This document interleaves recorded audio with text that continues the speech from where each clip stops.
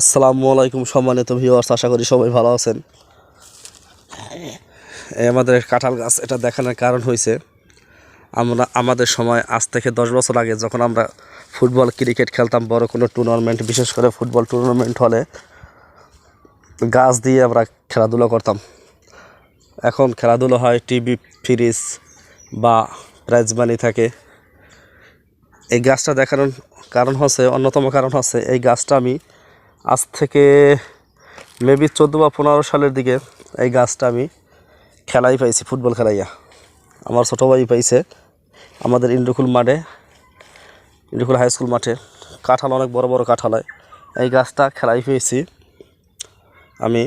দেখেন কি সুন্দর কাঁঠাল ধরছে, অনেক কাঁঠাল হয়, পুকুর পরে লাগানো আমাদের, সুন্দর কাঁঠাল ধরছে। গাছটা আজ থেকে বয়স হইবে প্রায় 10 বছরের মতোই হবে, মনে নাই কত সালে। কি সুন্দর কাঁঠাল, মন জুড়িয়ে যায়।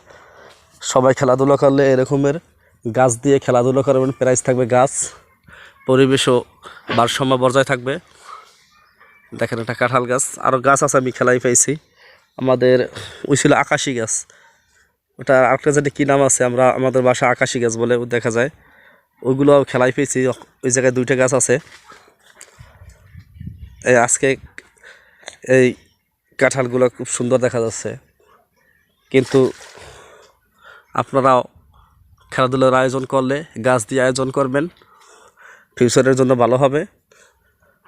আজ থেকে 10 বছর আগে গাছ পাইছি, এখন ফল পাচ্ছি। সবাই ভালো থাকবেন, সবাইকে ভালো রাখবেন। আসসালামু আলাইকুম।